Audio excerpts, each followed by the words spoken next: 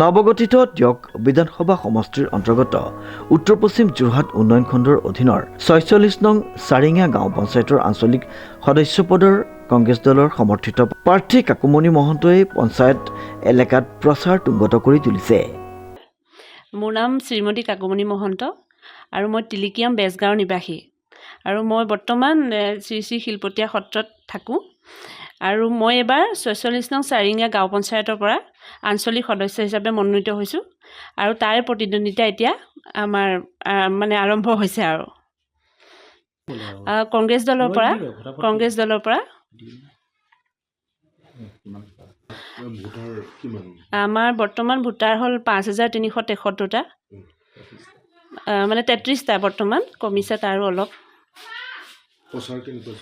প্ৰচাৰ বৰ্তমান সময় বলিষ্ঠ প্ৰচাৰ চলিছে বুলিয়ে ক'ব লাগিব। বাকী আমাৰ মণ্ডল কংগ্ৰেছৰ হওক বুথ কমিটি সকলোখিনিয়ে আমাৰ লগত সহযোগ কৰিছে। খুব ভাল লাগিছে কাম কৰি, ৰাইজৰ মাজত ওলাই গৈ ভাল লাগিছে।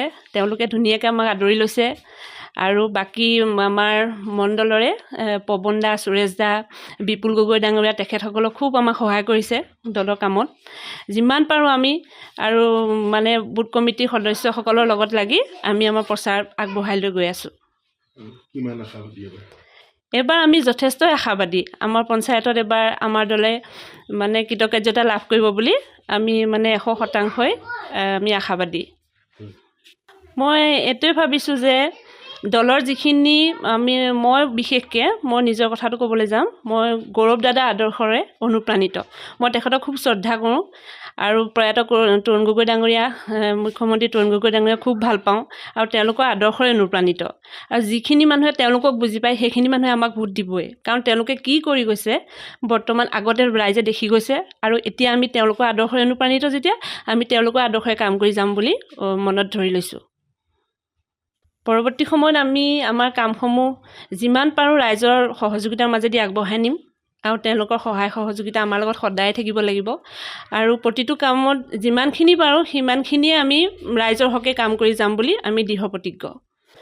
বৰ্তমান সময়ত মোৰ ঘৰৰ সন্মুখৰ ৰাস্তাটো আপুনি এতিয়া চাওঁ বুলিলেও দেখাব পৰা অৱস্থাতে আছে। বৰষুণৰ বতৰত ৰ'ব পৰা মানে গোটেই গাঁতত পানী, কেওফালে পানী, আপোনাৰ সৰু ল'ৰা ছোৱালী যাব নোৱাৰে, ডাঙৰ বুঢ়া মানুহ এজন ওলাই আহিব নোৱাৰে। ক'তোতো এনেকুৱা ৰাস্তাই নাই। মানে আমাৰ ৰাস্তাটো যিমানখিনি বেয়া হৈ আছে নহয়, ইফালে চাওক 37 মানে নেশ্যনেল হাইৱে কাষত লাগি থকা ৰাস্তা ইমান বেয়া, মানে আপুনি নিজে যাওঁতে অনুভৱ কৰিব বৰ্তমান সময়ত। কিন্তু আজিলৈকে একো ফল আমি নাপালোঁ। দুবাৰ হয়, ৰাস্তা হোৱাই নাই, অকণমানো হোৱা নাই। মানে শ্ৰদ্ধেয় আমাৰ MP গৌৰৱ গগৈ ডাঙৰীয়াৰ সহযোগত অলপমান শিলগুটি কি ক'লে ৰাইজৰ সমৰ্থন ভাল পাইছোঁ। আমি কাম কৰি ভাল পাইছোঁ। এতিয়া প্ৰচাৰ চলাবলৈ যাওঁতে তেওঁলোকৰ মনৰ ভাৱবিলাক আমি বুজি পাইছোঁ। দুই এজনৰ লগত মানে দুই এজন বুলিয়ে নহয়, এতিয়ালৈকে কমেও আমি 3200-3300 মানুহৰ লগত মানে বৰ্তমান সময়লৈকে আমি কথোপকথন কৰিছোঁ। তেওঁলোকে আমাক যথেষ্ট সমাদৰ কৰিছে, আমাক ভাল ফলাফল দেখাব পাৰিম বুলিয়ে ভাবিছোঁ আৰু মানে। সামাজিকভাৱে জড়িত কাকুমণি মহন্তই ৰাইজৰ কাষলৈ গৈ বৰ্তমান সময়ত সঁহাৰি লাভ কৰিছে।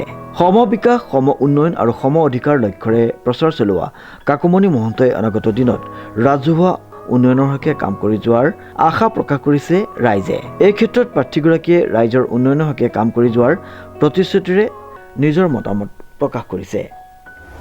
তিয়ক সমষ্টিৰ উত্তৰ পশ্চিম যোৰহাট ব্লকৰ 46 নং চাৰিঙীয়া আমাৰ যিমানখিনি পঞ্চায়ত হ'ল বা আজিলৈকে যিখিনি কাম কৰি আছে তাৰ উপৰিঞ্চি আমাৰ যথেষ্টখিনি আমি চাৰিটা দিশত মানে চকুত লগা কাম আমাৰ বহুতো আছে। প্ৰধানকৈ আমাৰ তিলিকিয়াম বেজগাঁৱৰ ৰাস্তাটো উদ্বোধন কৰিও আজিলৈকে হৈ নুঠিলে। তেওঁলোকে সমস্যা মানে দেখায়, কিন্তু তেওঁলোকে বেলেগ দল আছে বুলি বা ফটো মাৰিছে বুলি বা মাৰিছে বুলি সেই ৰাস্তাটো হোৱা নাই। তাৰপিছত আপোনাৰ সৰুসুজৰ আমাৰ বেজগাঁও সৰুসুজ সংযোগী পথটো হোৱা নাই। আপোনাৰ বেজগাঁও বাপুজী পথ চাৰিঙীয়ালৈকে যোনটো সংযোগী পথ আছে সেইটো হোৱা নাই। আমাৰ তিলিকিয়াম বেজগাঁৱত এখন মানে শ্মশান আছে, শ্মশানখনৰো আমাৰ অভাৱ মানে পূৰ্ণ কৰিব পৰা নাই। তাৰপিছত আপোনাৰ বৰহামগাঁও এটা পথ আছে, চোৱা যোনটো পথ, সেই পথটো সম্পূৰ্ণ আজিলৈকে হোৱা নাই। তেওঁলোকে চব কৰি আছোঁ বুলিয়ে কয়। তাৰপিছত আপোনাৰ পঞ্চায়তৰ গাতে লাগি থকা পঞ্চায়তৰ বেক চাইডে সেইটো পথো আমাৰ বনাবলগীয়া আছে, সেইটো পথো হৈ উঠা নাই। পঞ্চায়তৰ যোনখন মানে চুমখান বনাইছিলে তাতো আমাৰ অলপ খেলি মেলি হৈছে বুলি আমি গম পাইছোঁ। যিমানটো পইচা আছিলে তাত মানে ভালকৈ হেৰি নহ'লে, মানে খৰচ নহ'লে। আৰু অন্যান্য কামখিনি কি হয়, নিৰ্দিষ্ট 2-এজন মানুহৰ ভিতৰত আমি চলি থকা বুলিয়েই দেখি আছোঁ। আমি সম বিকাশ মানে সম অধিকাৰ আমাৰ হোৱা নাই। আমি এইবাৰ যদি নতুনকৈ পঞ্চায়তখন আহি গঠন হয়, আমি নতুন পঞ্চায়ত এখন হয়, তেতিয়া যেতিয়া সকলোৰে কাৰণে মানে কাম কৰে, সম বিকাশ সম অধিকাৰ যেতিয়া আমাক দিয়ে, আমি সেইটোকে বিচাৰিছোঁ। যোৰহাটৰ পৰা প্ৰশান্ত গায়নৰ ৰিপৰ্ট, নিউজ নাও।